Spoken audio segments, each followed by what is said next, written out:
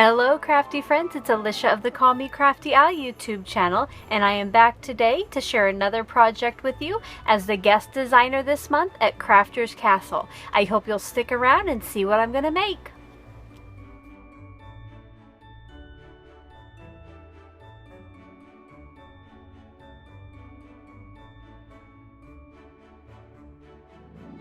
Thank you so much for stopping by today. If this is your first time to my channel, I hope by the end of this video that you'll be inspired to click on that subscribe button below and maybe even tap on that bell for notifications.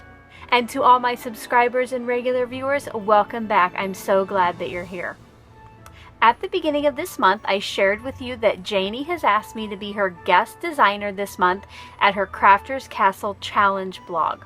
In that video, I shared with you how I made this adorable little circus kind of junk journal or traveler's notebook using the papers from a digital kit, which I'll talk about here in just a minute, and a couple small composition notebooks from the Dollar Tree. I had a lot of you say on that video that you would like to see how I created this. So since the 15th of the month means a different digital kit for us to work with, I thought that I would come back, show you how I created this using the new digital kit. This month's challenge is sponsored by Tailor Made Cards for You. She has an online store where she sells vintage ephemera and she sells digital kits. So for today's project, I'm going to be using the Santa Passport Kit from her online store. I will have all of the important websites linked below if you want to go check out the challenge blog, which you can win this kit, or if you want to check out Tailor Made Cards for You online store. The products that you'll need to create this, besides the digital kit, which I printed on white cardstock, is some kind of strong adhesive, and I just use my Scotch ATG. You can use whatever you have.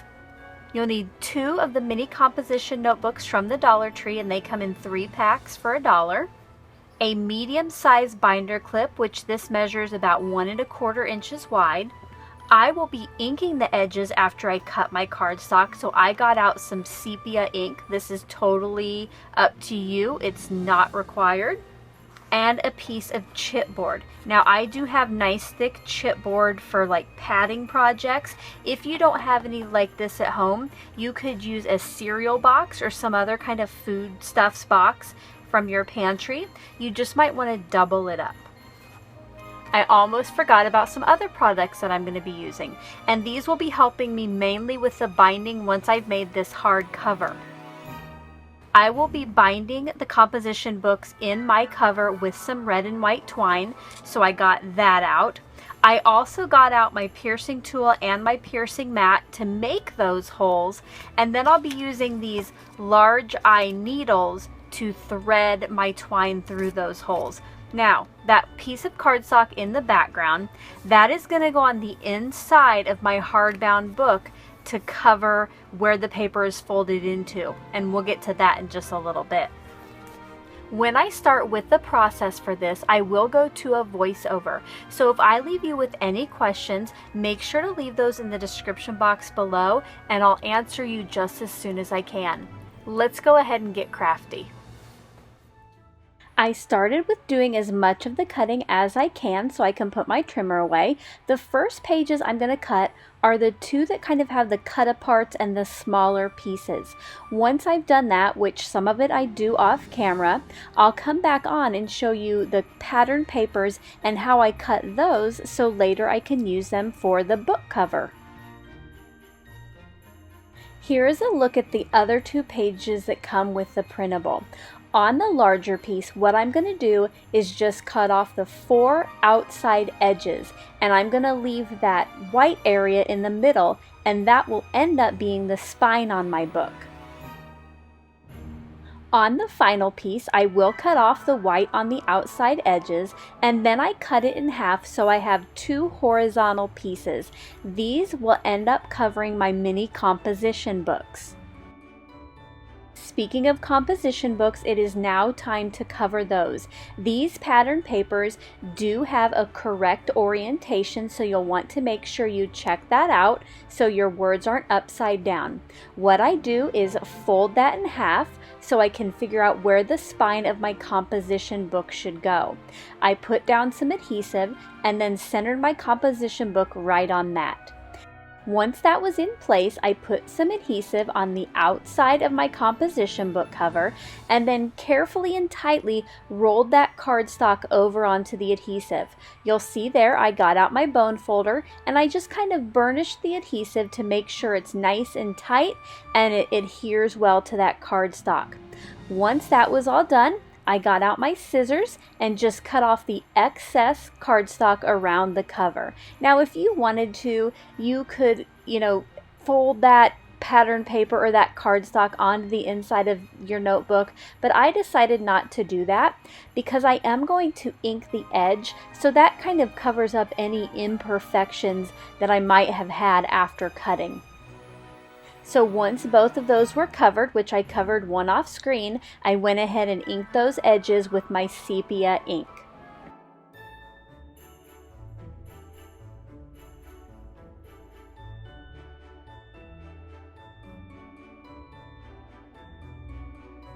Next, it was time to decorate the front covers of my composition books. I chose 2 of the cut-apart cards from the digital collection, inked the edges of those, and then just adhered those right on to the front covers. Now it is time to start creating the hardback book or the outside cover to hold the composition books. I start by cutting down my chipboard, which you'll notice I got out my more heavy duty trimmer. This one does excellent on chipboard. I'll link it below if you want to check it out. For my cover, I cut 3 pieces of chipboard. I had 2 that were 3.5 by 4 3/4, and then the spine was 5/8 by 4 3/4 inches. To make my outside book, again I found the center of my piece of printed cardstock, and this will be covered later, so you don't need to worry about that crease. Then I covered my spine with adhesive and placed that centered top to bottom on that fold line. I will then place the other 2 pieces of chipboard on either side of the spine, making sure to get the same amount between each piece. Once those were adhered, I used my bone folder again to burnish that adhesive, and then I started cutting my cardstock so I could fold it around the chipboard. You'll notice that I cut off each corner, and then I also made some cuts so it was easy to cover the spine and not have any extra bulk. While I'm doing the cutting, I want to take a minute to make sure that you check out the description box. I will have everybody's channel or blog linked who is participating in this little hop. For the spine, I placed some adhesive on the chipboard and then wrapped those little points into that.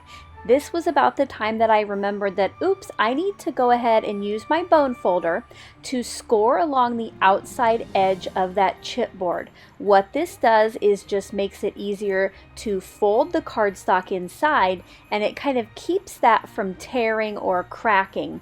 You'll notice there too that I went ahead and kind of pre-folded the center around the spine, and then I'm going to place the adhesive on each tab, fold that over the chipboard, and just make sure to burnish it nicely with my fingers.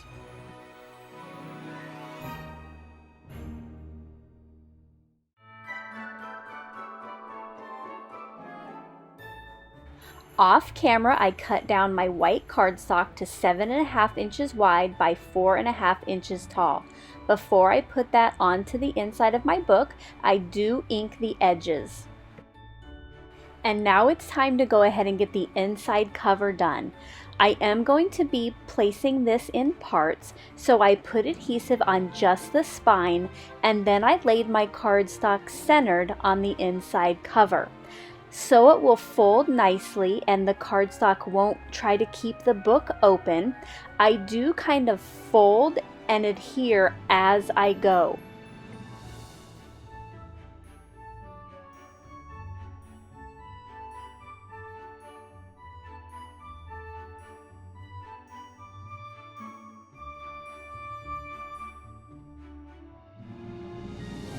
Once that was all ready, I then cut the piece that's going to cover that white strip on my spine. The striped paper got cut to 1.5 inches wide by 4 3/4 inches tall.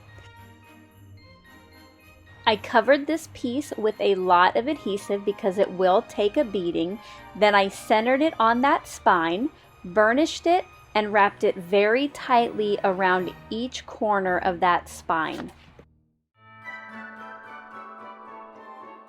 I got my ink pad back out to ink up the pieces that I'm going to decorate the front with and use on the inside for tuck spots and pockets. I'm going to be using this first piece as a pocket on the inside back cover of my book. I used my 1 1/4 inch circle punch and just kind of notched out that area, and then I put adhesive around 3 edges just so I can tuck something in there and then I can pull that out with that notch. For the front, I'm going to be using this postcard. I cut it at an angle, re-inked the edges that I cut off, and this I only put 2 strips of adhesive on just to kind of sit in a corner there. For the front cover, I'm just using a couple more of the cut-aparts. Those were already inked, so all I needed to do was adhere those together and then place them onto the cover. Now comes time for the binding. I started by piercing 2 holes on the top and bottom of my spine from the inside. This is just something you'll want to eyeball and figure out what works best for you.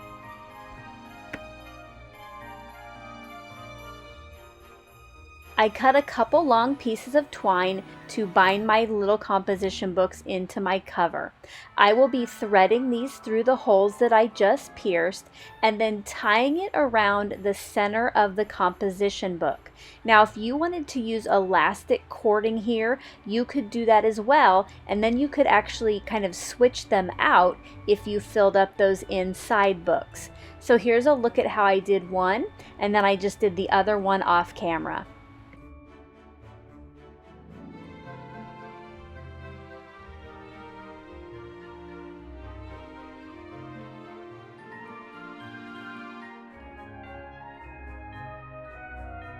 You might notice how the book kind of wants to pop open, and that is why I made that decorative binder clip.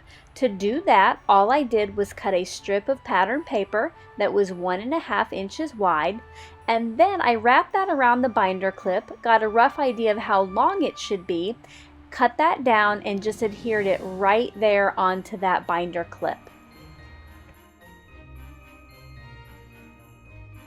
This is a super simple and cheap way to keep this book closed, and it also kind of protects the inside pages if you're going to keep this in a purse or a bag or something.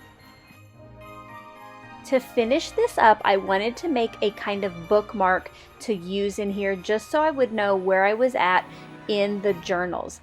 All I did was ink the edges of that postcard cut apart, folded it in half, added a little staple with my tiny attacher, and you'll see there how that just fits over the top of the pages, and I can move it whenever I need it.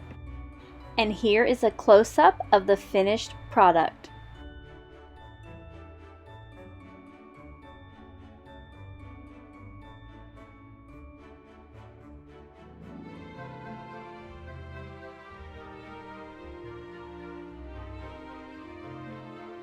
I hope you enjoyed that look at how I created today's project. If you did, as always, I appreciate a thumbs up. Don't forget, once you're done with my video, please go check out all of the other videos linked in the description box below. Until my next video, I hope you're having a crafty day. Bye-bye. Thank you so much for taking the time to watch all the way to the end of the video. I hope that you'll consider clicking on one of the videos or playlists I have linked above, and if you're interested in any of the products or tools that I use in the video, I do have some links in the description box.